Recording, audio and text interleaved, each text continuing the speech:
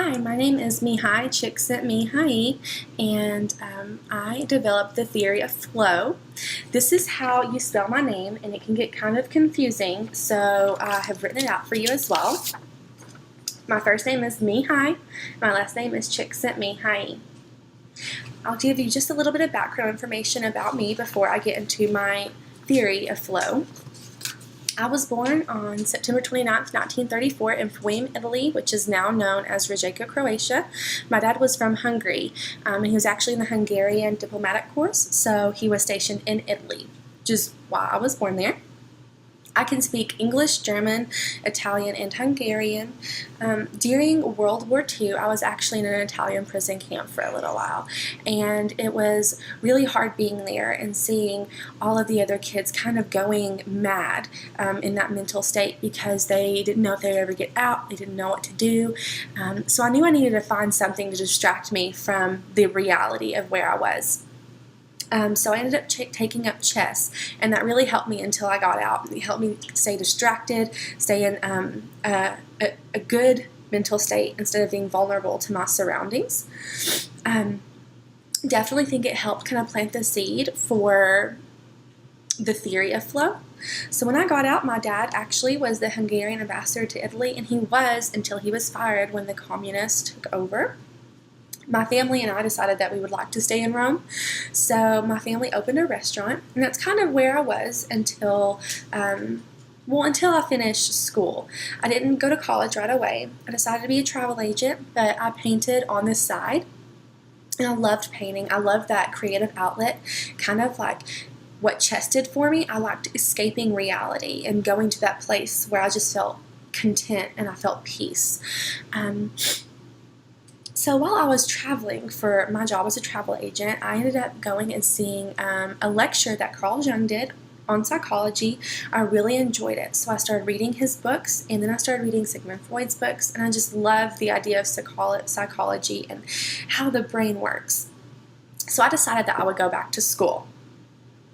I applied to the University of Chicago, and I was accepted. I was really excited. But right before I left, a guy that worked for my family at their restaurant scammed them of all of their life savings, every penny they had. So when I landed in Chicago, I only had $1.50 to my name, and I couldn't speak English that well at all. So I started my journey at the University of Chicago.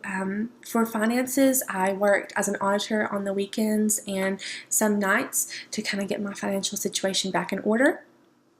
And I started reading my textbooks, of course, but also comic books to help me learn English. And I feel like that's really what helped me to learn English. My classes were really, really hard and demanding, but I persevered and I got through it. And I graduated in 1959 and was immediately accepted into the PhD psychology program at the University of Chicago. I married my wife, Isabella Salega, in 1960. She's a writer, and we had 2 sons together. After I finished my PhD at the University of Chicago, I got a job there as a professor. And with this job, the doors were open for me to start this research on the idea of flow. Like I said, I'll go over that in just a second, what it is. But with the University of Chicago, I was able to do all this research that I wanted to and really develop my theories. And I thank them so much for allowing me to do that as a professor. In the 1970s, I started publishing articles. I've published over 120 articles about this idea of flow and being happy and content. In 1988, I wrote my first book, and that's when I coined the term flow and used it. And then in 1990, my wife and I co-wrote a book together, once again about flow, and I did not expect it to be popular because it was just on my findings and my research. It wasn't really anything like completely solid yet, but it actually was a bestseller and sold over 300,000 copies. We were both really surprised, and that's kind of, I never wanted to be famous, but that's kind of when everything took off in 1990. In 2000, I was asked to come to Claremont, California and be the co-founder and associate professor at the Quality of Life and Research Center, and that's where I still am today. I am still a professor there. Now, what is flow? You're probably asking. Flow is kind of simply put a state of enjoyment in something that you love to do, in an activity that you love to do. I kind of describe it as a certain type of ecstasy because you're doing what you love and you're just fully involved in what you love. I've talked to many dancers and CEOs and composers, just different people that have experienced this feeling. And my favorite was from a composer who said that he knows he's experienced flow because when he finally got to a point where he had written this piece and he was performing it and his hands were moving, he felt as though he was leaving his body and his hands were just doing this stuff by themselves. He said it was a really out-of-body experience and he felt completely content, so happy in this mental state because he had achieved something great that he wanted to do for such a long time. Achieving flow isn't simple. It seems simple, but this composer worked years and years to get to this spot. There are kind of 8 components that I'll just briefly go over. The first is it has to be a challenge, a challenging task.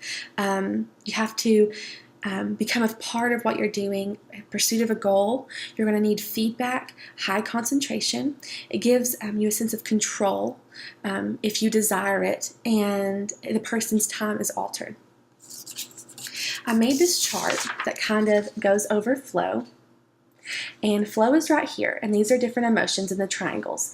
The closer you get to flow in the emotions in triangles, the better the emotion is. If you're in apathy or boredom or worry, you're really far from flow. But arousal and control are really close, and I would say that arousal is the best emotion to have in order to achieve flow. You can apply flow in the classroom because it gives the students a better environment. The teachers can help these students achieve flow through giving them challenging tasks, but the teachers need to make sure that it's not too challenging. It needs to be something that can challenge the student, but not make them feel like it's impossible. They can do it just with lessons, differentiating lessons. And the students, if they achieve flow, will have a great desire to learn, to understand, to want to know more. And that's a teacher's dream, is for a student to just be fully involved in the classroom. And the teacher will be rewarded because the student will be so ready to learn, so apt to learn. And it'll help the rest of the class. If the teacher is wanting more than one student to be involved, then it could help the rest of the class. It'll just make a really positive, encouraging learning environment, which is, once again, a teacher's dream come true. There are some pros and cons. I would say pros, it gives a child, if a child is about to achieve flow or is wanting to achieve flow, if this teacher is working with that student, it gives them a really high level of intrinsic motivation. And intrinsic motivation and flow kind of work hand in hand. Intrinsic motivation is just right below flow. A student is generally just more motivated, not even intrinsically, not even inside of them. They're just more motivated in general, and that is a great thing for a teacher. They're more open to learning new concepts, and that's definitely a pro. They genuinely want to learn, like they genuinely have a desire, which is just so amazing. The teacher has a greater opportunity for feedback with a student who has achieved flow because the teacher genuinely wants to give the student feedback, and the student genuinely wants that feedback to grow and become better. The cons is it can be exhausting for a teacher. If a teacher were to try to do this with her or his entire class, it could become very difficult, just because just like a student needs differentiation with instruction, just like every student learns differently, the same is true for having a student achieving flow. There are the 8 components that I've mentioned, but those components are very broad. So the student really has to work with the teacher, and the teacher really has to work with the student. And one of the biggest cons, I would say, is that a teacher can expect too much out of the student and give them a task that the students find impossible and not just challenging. And if that happens, the chances of that student achieving flow just drop drastically. So that is my theory, the theory of flow, which is just basically, simply put, the state of pure enjoyment in something that you love to do.